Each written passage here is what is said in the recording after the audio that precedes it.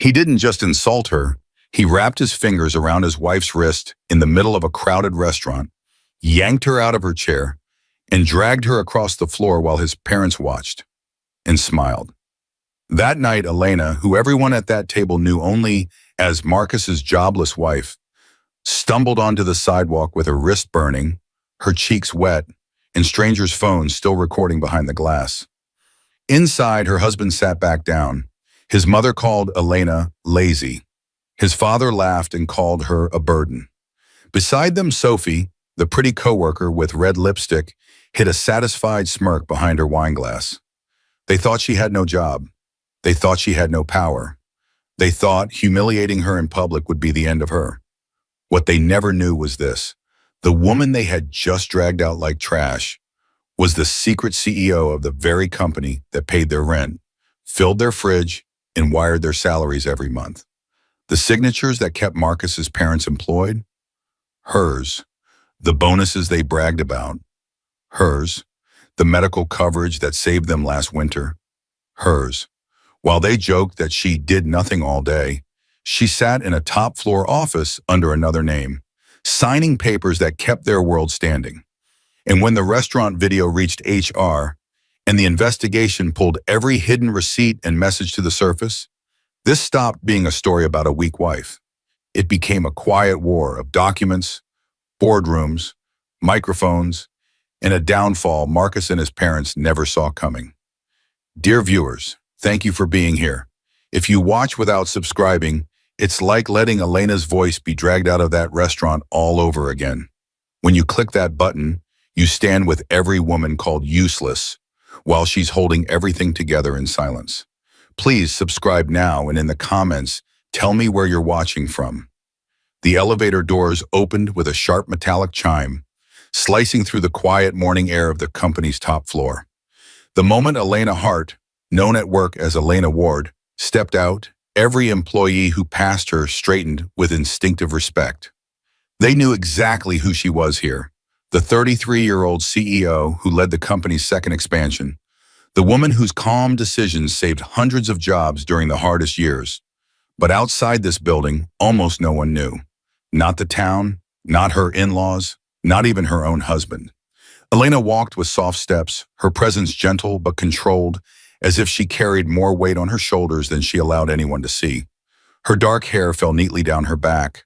Her eyes, usually warm, showed a thin layer of tiredness, the kind that comes from giving too much and being understood too little.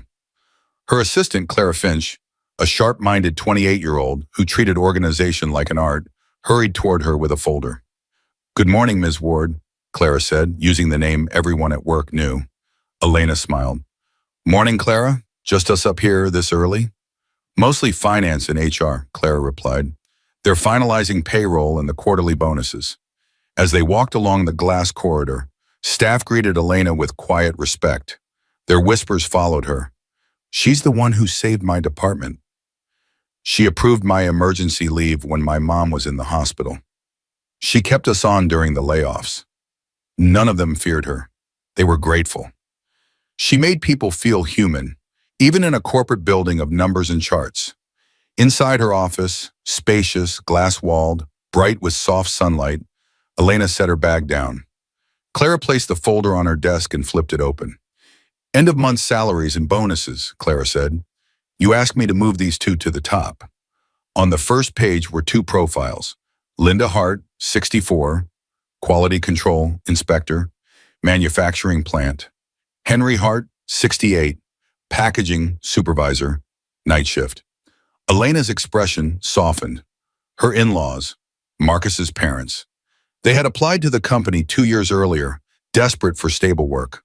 Elena had quietly asked HR to give their applications a fair priority without revealing she was their daughter-in-law. She stayed away from their orientation, and orders went out to staff. Top management would be low visibility at the plants to reduce tension. They knew the CEO's initials, E. Ward. They saw the name on emails, never on a face. To them, Elena at home was just Marcus's wife who stayed at home doing online things. Clara tapped the page. Both reached their performance targets again. "Do you still want their bonuses processed?" "Of course," Elena said softly. "They've worked hard." You're sure you don't want them to know? Clara asked carefully. That you're the one behind all this? Elena's fingers paused over her pen. A faint, sad smile touched her lips. If I tell them now, she murmured, they won't see my heart. They'll only see the money. She signed at the bottom in precise ink, E. Ward. As she set the pen down, her mind slipped backward. A small living room. A 14-year-old Elena sat beside her mother, Carolyn, a tired but dignified woman sewing a torn school uniform. If you love someone, Carolyn said, eyes focused on her stitches, you don't just love them. You lift their people too. Their parents, their siblings. That's how you show your heart. Young Elena nodded, believing love was simple. You give, they appreciate.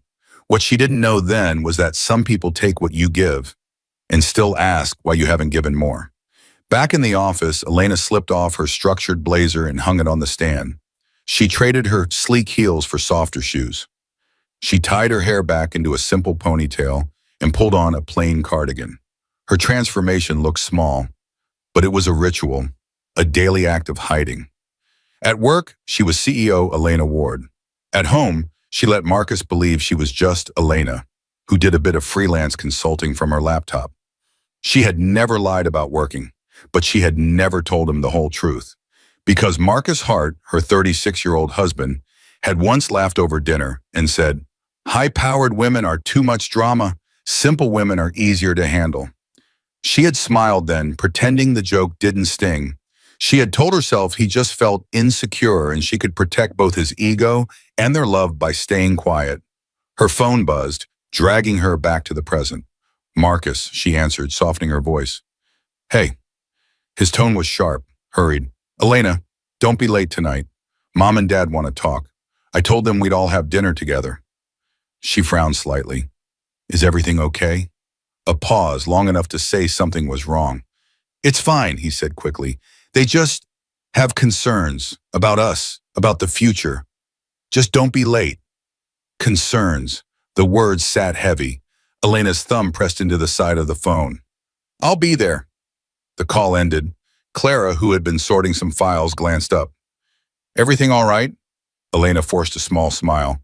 Just family dinner. But when she stepped into the elevator to leave that evening, her reflection stared back at her in the mirrored doors. CEO on one side, simple wife on the other. As the door slid shut, a quiet question settled like a weight in her chest. If they really knew who I was, would they love me more or hate me for it? She didn't know that the answer was waiting in her in-laws' living room. The moment Elena stepped through the doorway of her in-laws' home that evening, the atmosphere hit her like a slap, thick, sharp, and cold. The house smelled of fried onions and old furniture polish. The TV was off. The curtains were half closed, even though it was barely dark outside. Linda Hart, 64, stood in the middle of the living room like a judge waiting for the accused. Her tightly curled gray hair framed a face set in permanent disapproval. Henry Hart, 68, sat in his armchair, wide shoulders squared, belly slightly over his belt, remote in hand like a scepter. Marcus was already on the couch, phone in his hand. He didn't stand up when Elena walked in. He glanced at her once, then back at his screen. The tension was immediate.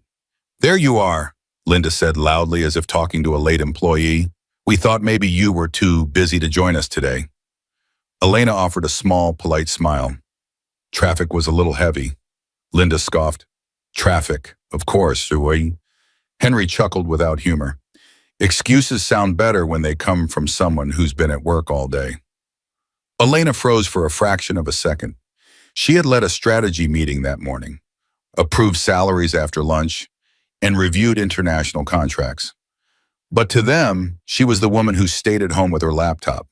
Because Marcus had told them that, he once brushed off her work in front of them by saying, "Oh, she just does some online consulting, nothing serious."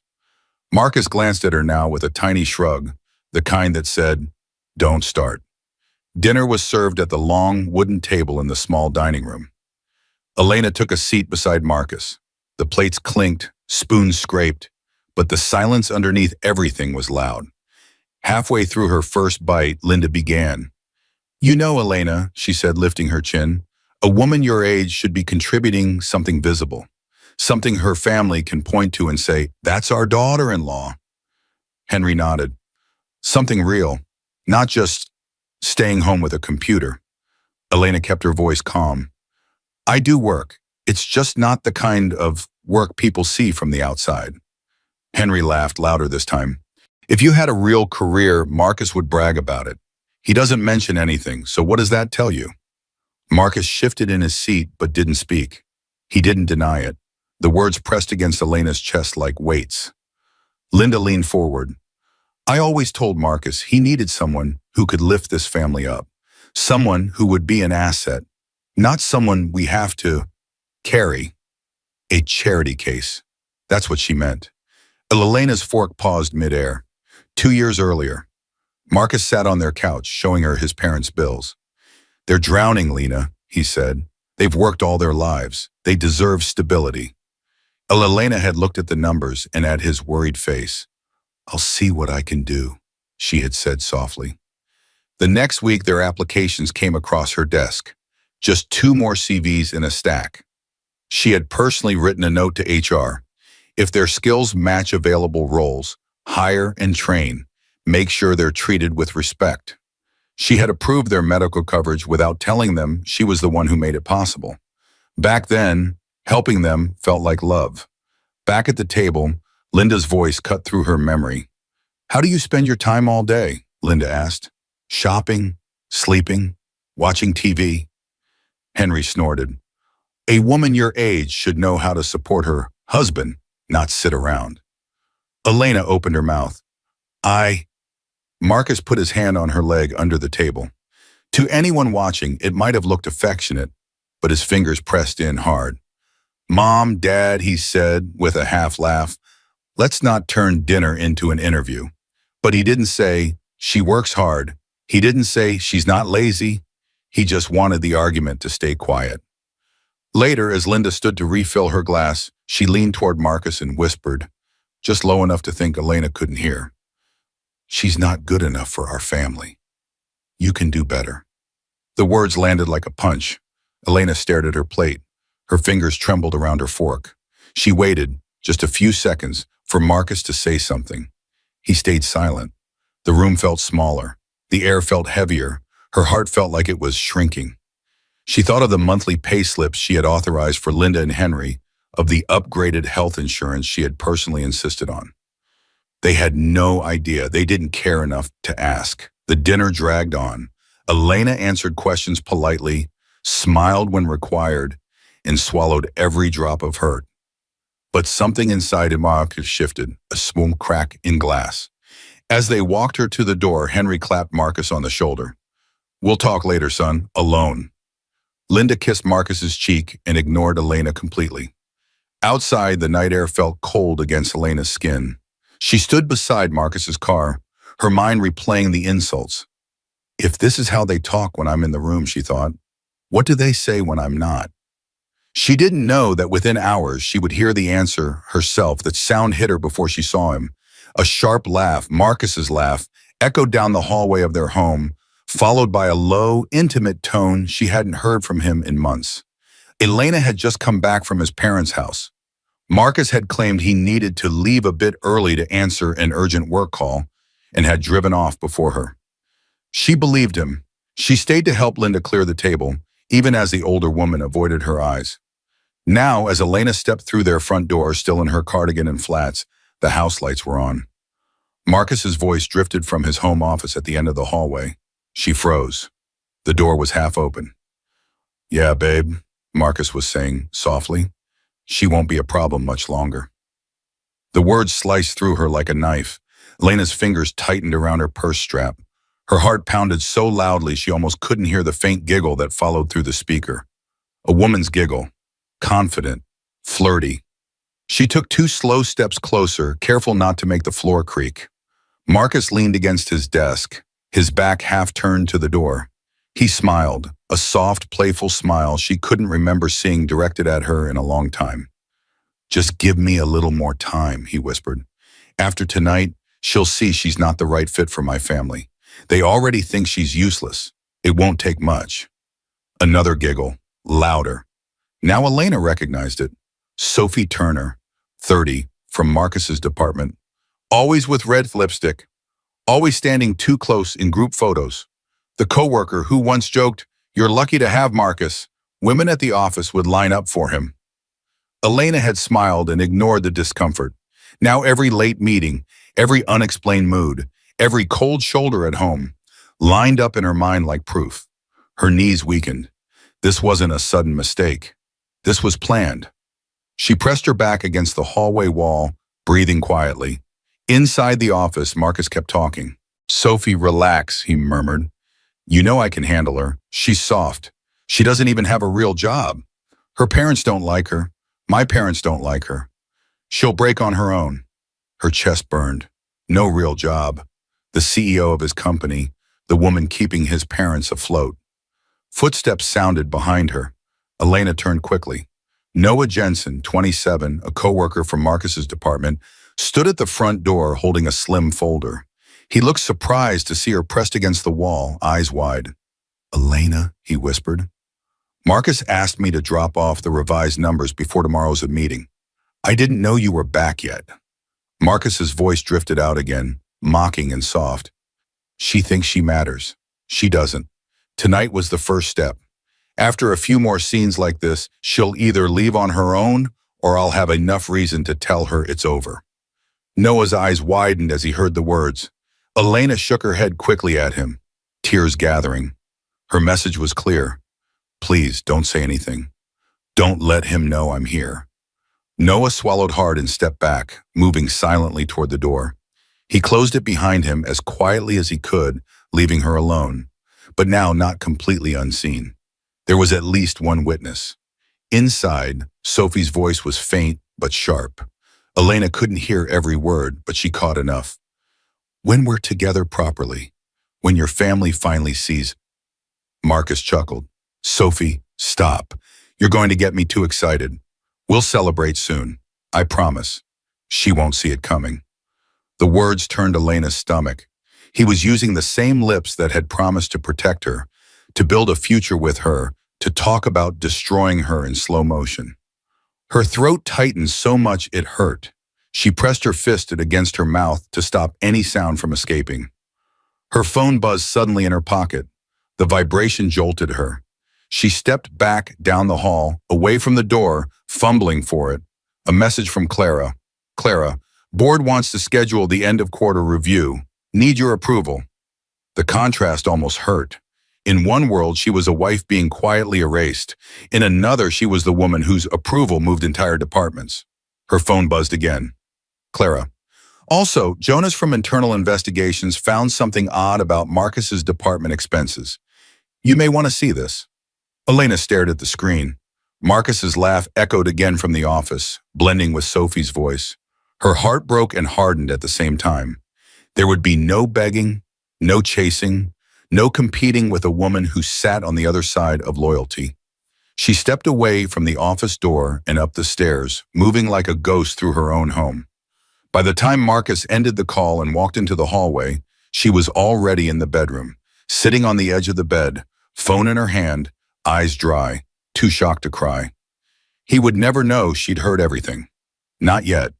But the message from Clara sat on her screen like a seed. Tomorrow, numbers and documents would start talking. The restaurant buzzed with warm chatter, clinking glasses, and soft music, the sound of people relaxing after long days. Then the Hart family walked in. Marcus had suggested the dinner that morning, his tone oddly cheerful. "Let's all go out tonight," he had said. "Mom and Dad want to smooth things over after yesterday." He'd even added, "Dress nicely, okay? I want my wife to look her best." For a moment, Elena hoped. Maybe he'd heard how cruel his parents had been. Maybe he wanted to fix it. Now, as they followed the host to a long table near the center of the restaurant, Elena realized she had been wrong. Linda and Henry were already seated. Linda's lips curved into a thin, satisfied smile the moment she saw Elena. Henry's eyes flicked over her outfit, simple dress, soft cardigan, with quiet judgment. Marcus didn't reach for Elena's hand. He walked ahead, leaving her to trail behind him like an afterthought. The tension settled around their table like smoke. "So," Linda said loudly as soon as Elena sat down, Did you sleep all day to look this tired? A few heads turned nearby. Elena kept her voice gentle. I came straight from work. Henry scoffed. Work, right. Linda widened her eyes in exaggerated surprise. Oh, that's right. You do your online thing. She waved her hand vaguely. It must be nice staying home with a laptop while other people have real shifts. Marcus looked at his menu and said nothing. A waitress approached then. Her name tag read Mira. She was in her late 20s with kind eyes that noticed more than she said. She set down water glasses and offered a polite smile, but her gaze lingered on Elena for a second longer. Curious, concerned. Thank you, Elena said softly. Mira nodded and stepped away, but she stayed within sight. Some part of her already sensed this table would be trouble. Linda continued, louder this time, as if performing for the room. A wife should contribute something visible, something a family can be proud of, not just sit at home, existing. Henry chuckled. She's more trouble than help. The people at the next table exchanged glances. One of them lifted a phone slightly, pretending to check messages, but already recording. Elena's fingers tightened around her napkin. I do contribute, she said evenly. You don't have to see it for it to be real. Marcus exhaled sharply. Can we not do this here? He muttered. But again, he didn't tell them to stop. Before Elena could respond, a bright voice cut through the air. Oh my God, Marcus? Elena's spine stiffened. She turned and saw her. Sophie Turner, red lipstick, fitted dress, confident walk. She held a small clutch in one hand and her phone in the other, as if she'd just finished scrolling through something entertaining. She didn't look surprised to see Marcus. She looked ready. Sophie, Marcus said, standing too fast. Wow, I didn't expect you here. The lie was thin. Elena saw it in the way his shoulders relaxed in relief, not shock. Sophie brushed her fingers lightly against his arm. You look great, she said. Big night. Linda's eyes lit up like she'd just found a shiny object. Marcus never mentioned he had such a beautiful coworker, she said. Sophie glanced briefly at Elena, eyes cool and assessing, then smiled wider at Linda. Oh, I'm just someone he sees at work. A lot. She emphasized the last two words. Mira slowed as she passed again, watching the scene unfold. Something about Sophie's presence, Marcus's posture, and Elena's silence knitted together into a picture she didn't like. Linda took it further. A woman like this, she said, motioning at Sophie, looks like she knows where she's going in life. She turned to Elena. You could learn a thing or two. The words sliced deeper than they knew, because Sophie didn't just know where she was going. She knew exactly whose place she was trying to take. Under the table, Marcus grabbed Elena's wrist. From the outside, it might have looked like a husband calming his wife, but his fingers dug into her skin. Don't start, he hissed under his breath. She flinched. Mira noticed the movement and the pain flickering across Elena's face. Her own lips parted in shock, but she stayed professional, stepping back. Linda clicked her tongue. Honestly, Elena, you're embarrassing this family. Look how you dress. Look how you sit, like you're apologizing for being here. Henry added, you drag Marcus down instead of lifting us up. Chairs scraped nearby. People stopped eating. More phones pointed their way now, some openly. Marcus stood up suddenly and yanked Elena's wrist harder. Come on, he said sharply. You're making a scene. Her chair scraped loudly against the floor as she stumbled to her feet. Marcus, you're hurting me, she whispered. But he didn't loosen his grip. He dragged her past tables and staring faces, past Mira, who gasped and dropped a fork, and past Ben, the restaurant manager, who stepped out from behind the counter, frowning. Sir, Ben called, is everything all right? Marcus didn't answer. He pulled Elena out through the glass doors and onto the cold sidewalk. The air outside hit her like ice. He let go so abruptly she almost fell. Go home, he snapped. You're ruining everything. Ruining what? Elena asked, voice shaking. Your image? Your performance? Marcus's jaw tightened. For a second, guilt flashed across his face. Then it vanished. We'll talk later, he muttered. and turned his back on her, walking inside without checking if she was okay. The door closed between them. For a moment, Elena just stood there, the restaurant lights blurring through her tears. Her wrist throbbed where he'd grabbed her. Her phone buzzed in her hand, a message from Clara. The investigators found something about Marcus. You need to see this tonight. Elena stared at the glowing screen, breathing hard. Inside the restaurant, people were still recording, even as Mara quietly told Ben she would be willing to talk about what she'd seen. Elena wiped her face, opened her car door with shaking hands, and understood something clearly for the first time. Whatever this was, it wasn't just a bad marriage anymore. It was a pattern, a plan, and if Marcus wanted to humiliate her in public, he had just given her all the witnesses she needed. Elena slammed the car door so hard the whole vehicle vibrated. Her chest heaved, her vision blurred. Streetlights smeared into streaks of white and yellow through her tears. Marcus dragging her, Linda's insults, Henry's laughter, Sophie's smirk. The scene replayed again and again like a cruel loop she couldn't escape. Her hands shook on the steering wheel. She bowed her head and finally one hot tear slipped down her cheek. Elena, the soft voice came from outside her window. She turned and saw Evelyn Parker, 34, warm eyes, dark curls pulled into a messy bun, standing beside the car. Evelyn had been across the street meeting a friend when she saw the entire scene through the restaurant window. Now she yanked the passenger door open and slid in without asking. Elena, she whispered, pulling her into a hug. I saw everything. That was all it took. The storm inside Elena broke, but not with loud sobs. Her pain came out as trembling shoulders, silent tears, and the way her fingers clutched the fabric of Evelyn's jacket like she was afraid to let go. You don't deserve this, Evelyn murmured, stroking her back. Not any of it. Elena's voice came out cracked and small. Why do they hate me, Evelyn? What did I do wrong? Evelyn pulled back just enough to cup her face. You love the wrong people, she said softly.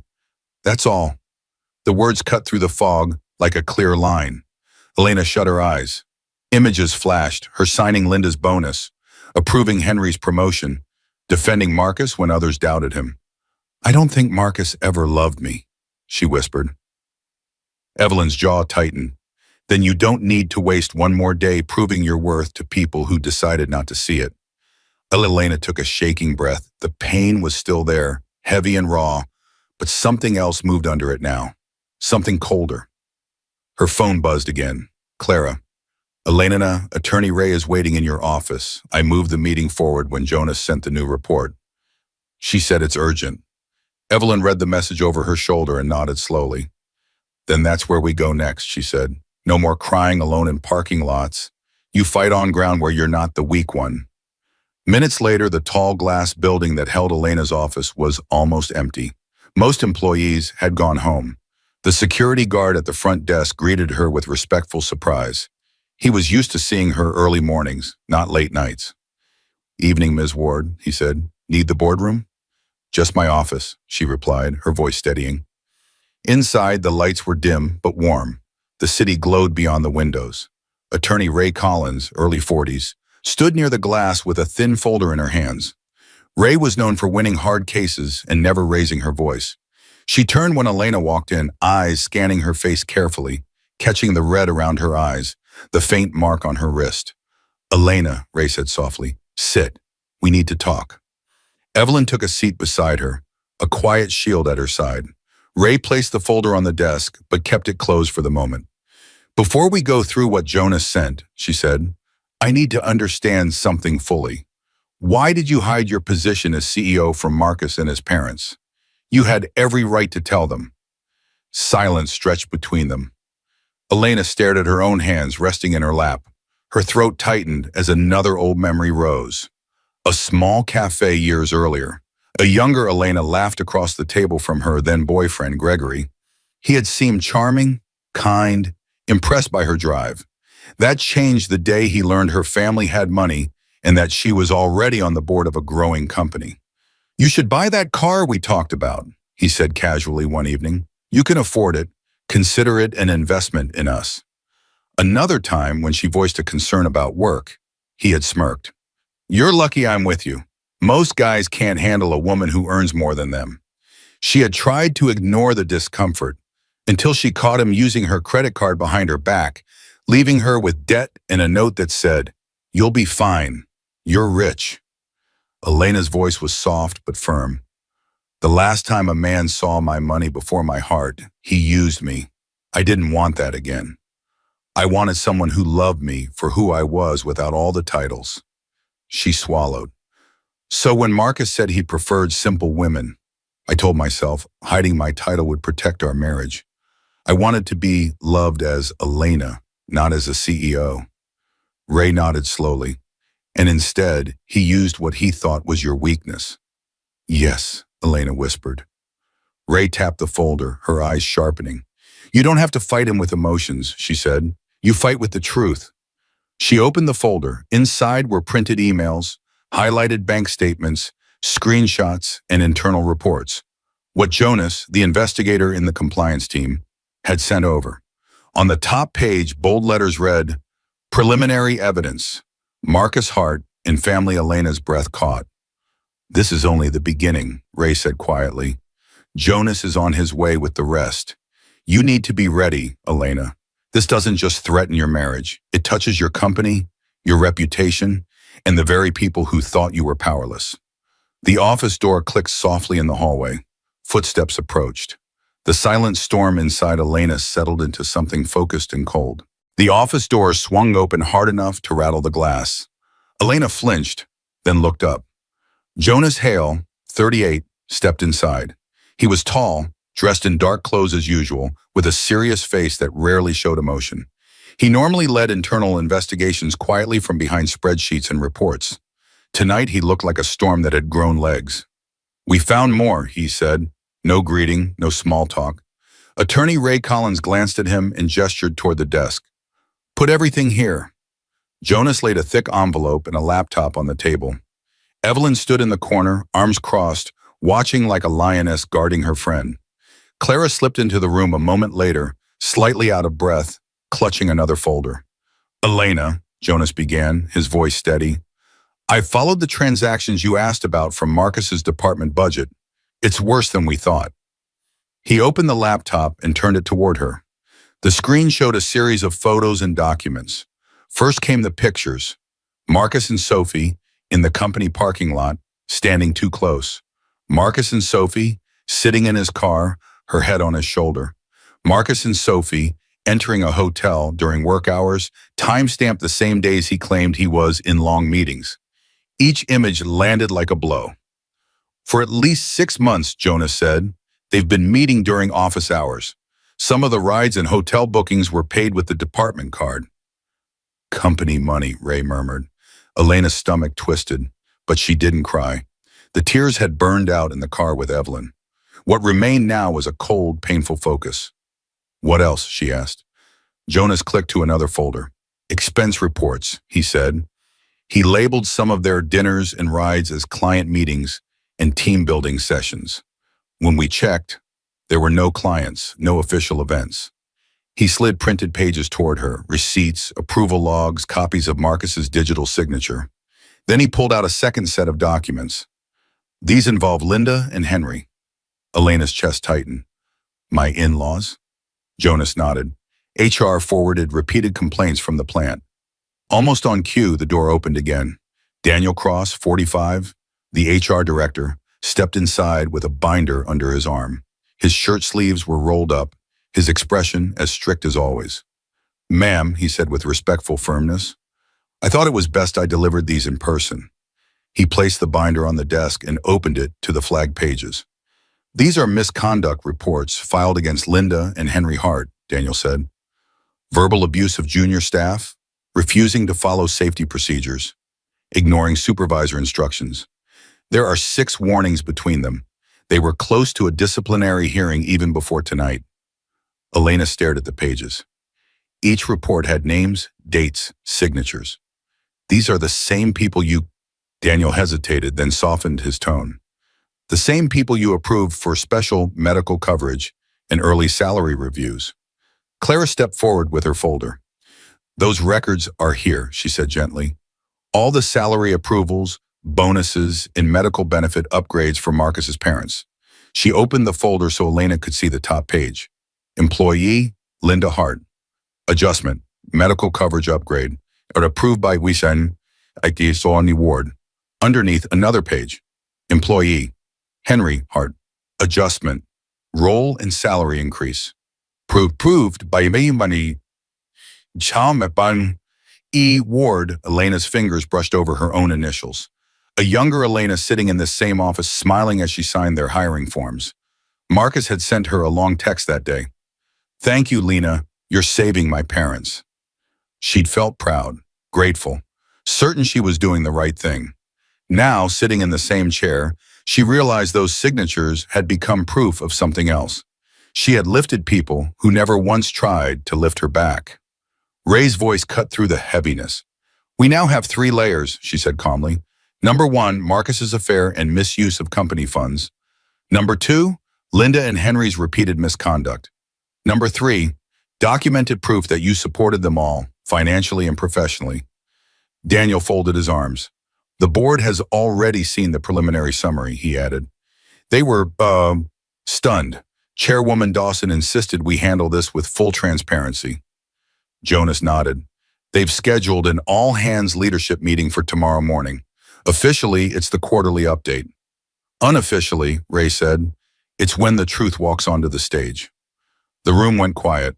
Elena looked at the photos of Marcus and Sophie again, then at the reports on Linda and Henry, then at her own signature on their benefits.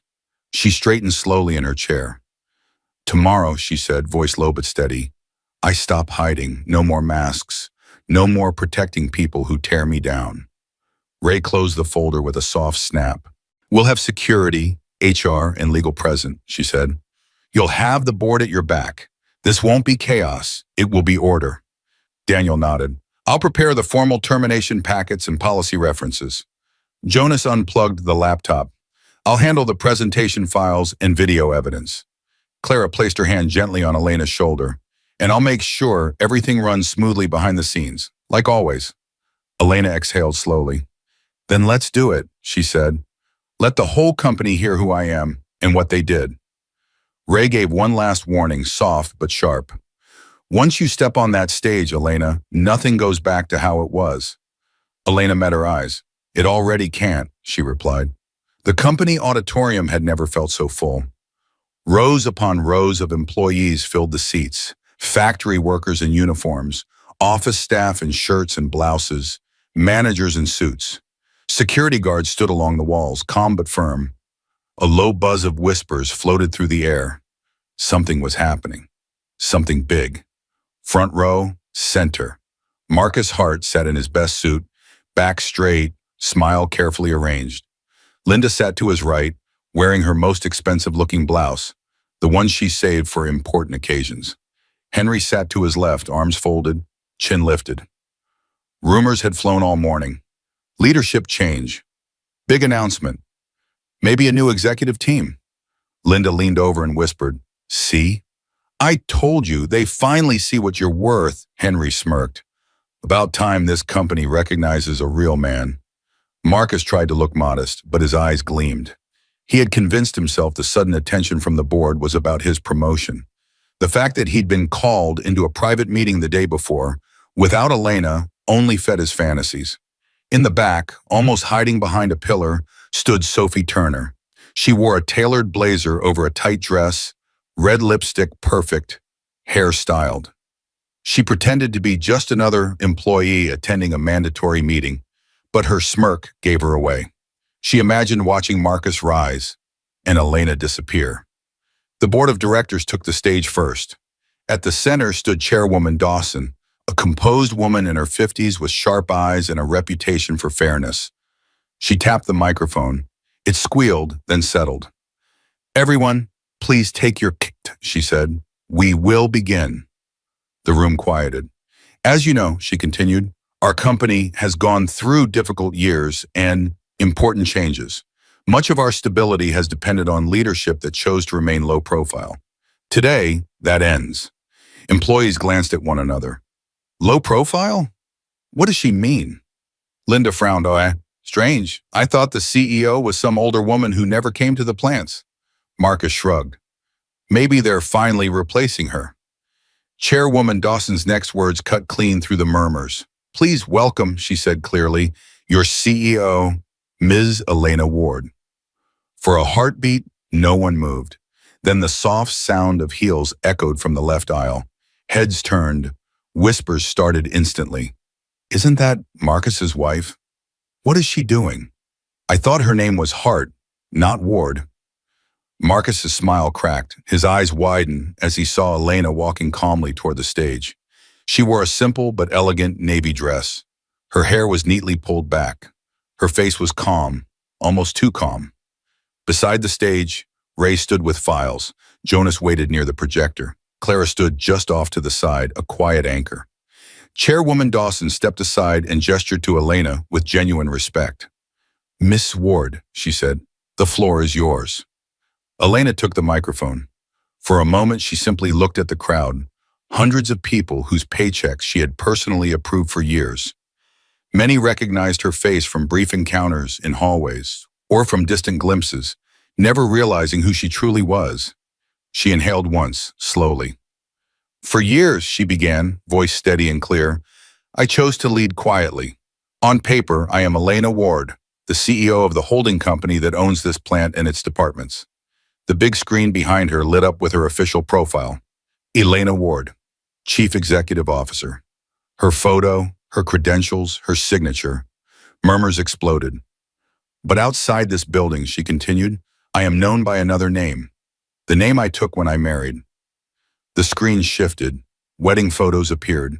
Elena in her dress, Marcus smiling beside her, Linda and Henry posing in the background. Elena Hart, wife, daughter-in-law. The room fell silent. Marcus shot to his feet. What is this? He shouted. This isn't... Security moved slightly closer to his row, not touching him, just a presence. Elena didn't raise her voice. Marcus, she said calmly, you've been working in this company for years without knowing the woman who signed your paycheck lived in your house. A stunned silence. Ray signaled to Jonas. The first documents appeared on the screen. Employment contracts for Linda Hart. Employment contracts for Henry Hart. Each one stamped with Approved Approved Ward. Next, salary increases. Bonus approvals. Medical coverage upgrades. Beside each, her initials. Linda's mouth fell open. Henry's hand trembled on his knee. Chairwoman Dawson spoke into her own mic. For the record, these approvals were made out of personal concern from the CEO without any obligation. They were acts of kindness. Elena continued, I did this because I believe love meant lifting the people my husband loved. Her eyes found Marcus in the front row. But while I was supporting his parents at work, she said, this is how they spoke about me at home. The screen changed. HR misconduct reports appeared, summarizing Linda and Henry's harassment of staff, refusal to follow rules, and finally the restaurant incident, fully documented now by witness statements from Mira and Ben. Soft gasps rippled through the room. And while I paid their salaries, Elena said, her voice tightening only slightly, this is what my husband was doing with another employee during work hours, using company funds. Photos of Marcus and Sophie flashed onto the screen, holding hands, in his car, outside a hotel. Company credit card statements followed, with highlighted entries. Sophie's face drained of color. She took a step back, only to find a security guard blocking her path. In the back, Noah Jensen watched silently, jaw clenched, finally seeing the bigger picture he'd only caught pieces of. The noise in the auditorium rose. Shocked whispers, angry mutters, soft curses. Elena's voice cut through it. You called me lazy, she said, looking straight at Marcus's parents. You called me a burden. You planned to push me out of this family while living off the company I built and controlled. She turned back to the crowd. I stayed silent for too long. That ends today. Chairwoman Dawson stepped forward again. Given the evidence you've just seen, she said, our HR director will now address the employment consequences. Daniel Cross walked to the microphone holding a binder. Two security guards stepped into the aisle, stopping behind Marcus's row. The room held its breath. This, Elena said softly into the mic, is only the beginning. The guards took one step closer to Marcus. The air in the auditorium snapped. Marcus spun around in his seat as the two security guards stopped directly behind him. He shot to his feet, face pale. What are you doing? He demanded. Get away from me. The guards didn't touch him. They just stood there waiting for the signal. At the front of the stage, HR Director Daniel Cross adjusted his glasses and opened his binder. His voice, when he spoke, carried easily. Marcus Hart, he announced, based on the internal investigation, financial review, and conduct reports, your employment with this company is terminated, effective immediately. Gasps rippled through the audience. Linda clutched Marcus's arm. Terminated? For what? He works harder than half the people here. Daniel didn't flinch. Misuse of company funds, fraudulent expense reports, conflict of interest with a subordinate, harassment of a senior executive. Our CEO, he flipped a page. All documented, all signed.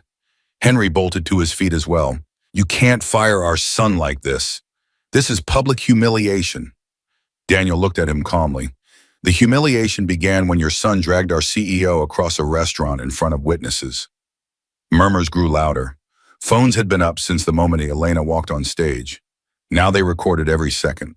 Linda turned to Elena, eyes flashing. Tell them this is a mistake, she shrieked. Stop them! You owe us that much after everything we did for you. Elena's expression remained steady. I owe you nothing, she said quietly. You chose your actions. Now you face the results. Daniel turned a page. As for Linda and Henry Hart, he continued, your employment is also terminated. The room went utterly silent. Multiple misconduct reports, Daniel read. Bullying junior staff, ignoring safety protocols, disrupting supervisors and refusing instructions. Final violation, public harassment of the CEO, and behavior that damages the company's reputation. Linda's jaw dropped. Henry's shoulders slumped as if someone had cut the strings holding him up. This is revenge, Linda shouted. You're doing this because she's angry. This is personal.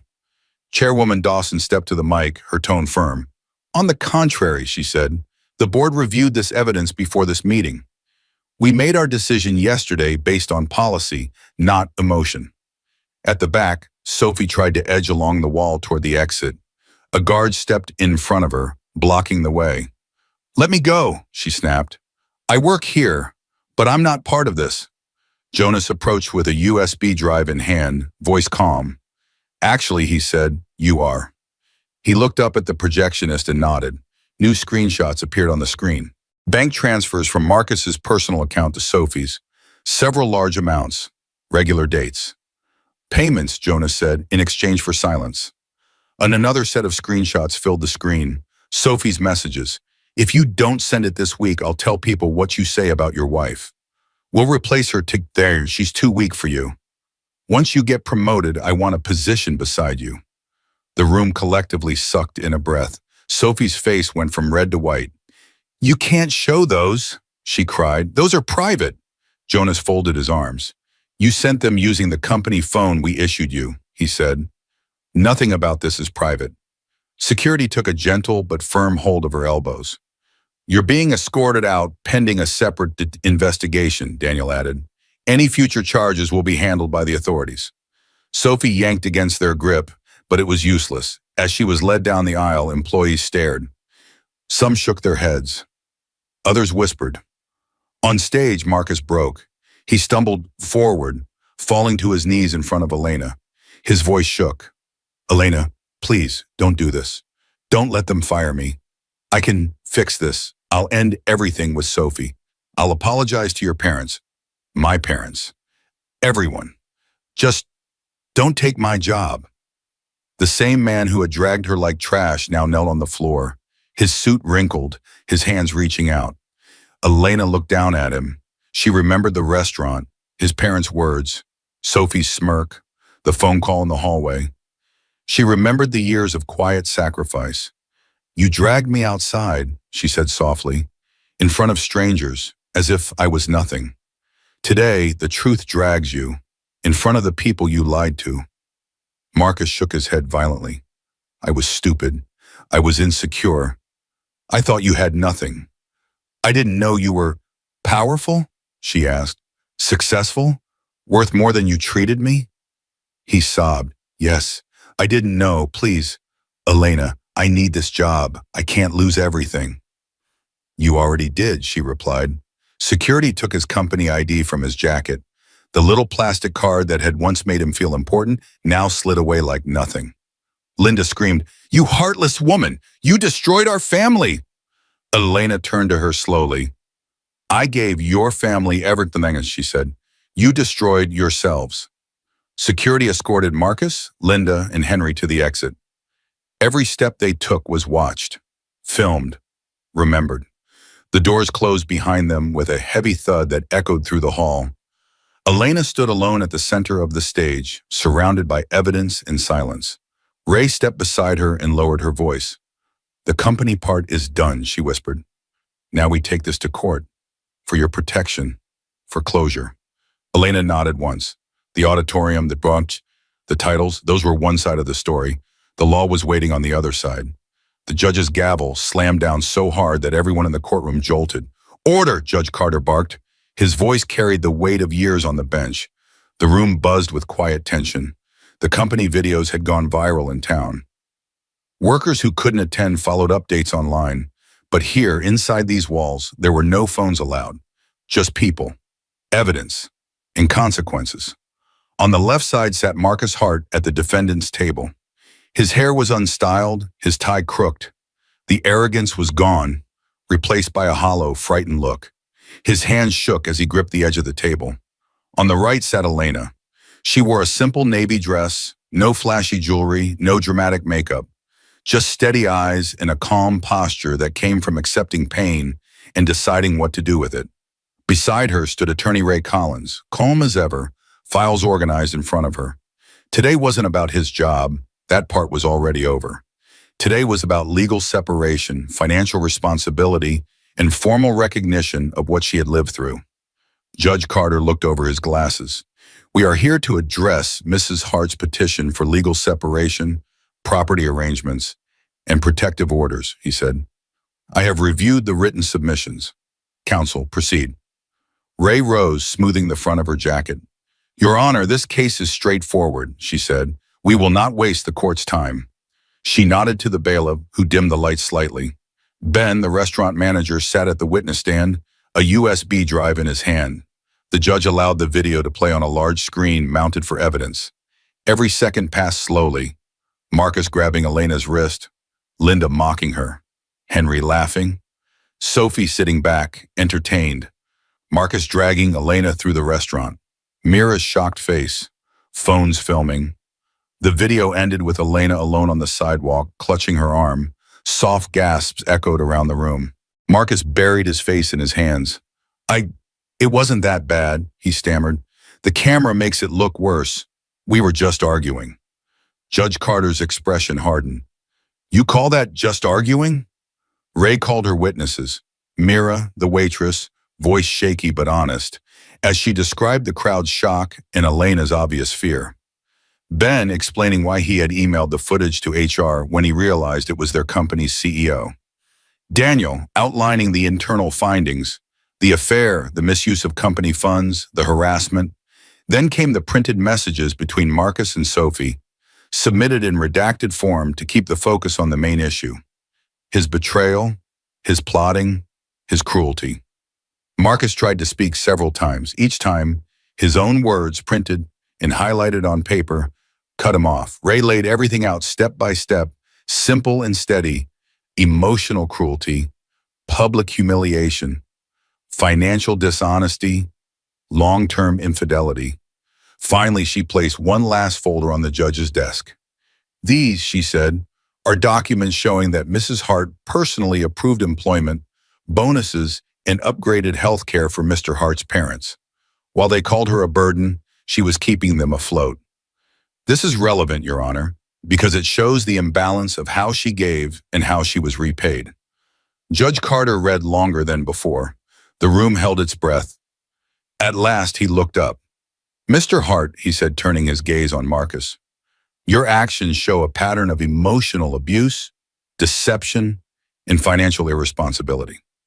Dragging your wife in public, mocking and permitting her humiliation, secretly carrying on an affair, and using company resources to do so, this court takes that seriously.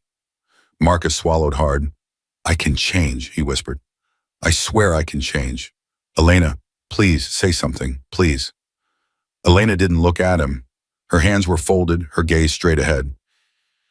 I am ruling, Judge Carter said, in favor of Mrs. Hart on the question of marital misconduct. Her request for separation, primary control over her own assets, and a restraining clause regarding financial decisions is granted. You will not touch her company-related holdings. Marcus stared at him, stunned. You're taking everything from me, he rasped. No, the judge replied. You did that yourself. Ray rose smoothly. Your Honor, with your permission, I have one final step. He nodded. Proceed. She turned, retrieved a white envelope from her briefcase, and walked slowly to the defendant's table. Marcus shook his head, eyes wild. Ray, don't, please. She placed the envelope in front of him. The bold black letters on it were simple and final. Divorce petition, served. The entire courtroom seemed to exhale at once. Marcus's hands trembled as he opened the envelope, his eyes scanning the first page. His body sagged. The little hope he had been holding on to shattered. He slid off the chair and onto his knees. Elena, he choked, please don't do this. We can fix it. I'll go to therapy. I'll apologize to your staff, your board, your family. I'll do anything. Don't leave me. For the first time, Elena turned her head slightly in his direction. She didn't meet his eyes. We were done, she said softly, the night you decided I was easier to break than to love. She stood. Ray gathered the files. Judge Carter banged the gavel one last time, closing the session. The courtroom doors opened and sunlight streamed down the aisle like a path. Elena walked toward it without looking back. As she stepped outside, her phone buzzed in her hand. A message from Clara. Everything is ready at the office for tomorrow. The final step. The law had spoken. The company had seen the truth. The courthouse doors burst open behind her, slamming against the outer wall with a hollow echo. Reporters flinched, cameras clicked. People who had followed the story online stared, trying to match the woman from the viral videos to the calm figure in front of them. Elena Hart, Elena Ward, walked out into the sunlight. She didn't run. She didn't hide her face. She didn't hurry past them. She simply walked, each step measured and steady, like someone who had carried fire and survived it. The air felt different out here, lighter. The chain around her chest had been replaced by a simple, quiet ache, and something new. Freedom. She paused halfway down the courthouse steps and closed her eyes for a moment. The sun warmed her face. The noise around her turned into a soft blur. Behind her, people whispered, "That's her, the CEO. She's the one they dragged in the restaurant, right?" I saw the video of her exposing them at the company meeting. But Elena didn't turn around. She wasn't here for their opinions anymore. At the bottom of the steps, Evelyn waited. She wore simple clothes and worry in her eyes. But when she saw Elena, that worry melted into relief. She stepped forward and wrapped her arms around her. "It's over," Evelyn whispered. "You did it." Elena let the hug sink in. "Yes," she breathed against her friend's shoulder. "It's over." Behind Evelyn stood Clara, hands folded neatly in front of her. There was no clipboard, no files, just a soft, respectful smile. "The board approved everything," Clara said. "Policy changes, new training, HR reforms, and the announcement making your dual name public. Elena Ward and Elena Hart. No more hiding." Elena smiled. This time it reached her eyes. "Thank you, Clara. You've been more than an assistant. You've been my anchor." Clara's eyes shimmered. "It was an honor, ma'am." The three women began walking across the courtyard together. With each step, Elena felt pieces of her old life fall away. The need to be simple, so a man wouldn't feel small. The fear of revealing her success. The habit of shrinking so other people could stretch their shadows over her. In her mind, a soft narration rose, like the closing lines of a story she had finally rewritten herself. In the end, truth didn't just expose them, it freed me. I thought keeping myself small would protect my marriage. Instead, it only protected their lies. She lifted her head toward the clear sky. For the first time in a long time, her future looked wide and open, not like a tunnel, like a field. No Marcus, no Sophie, no insults at dinner tables, no secret signatures behind the scenes.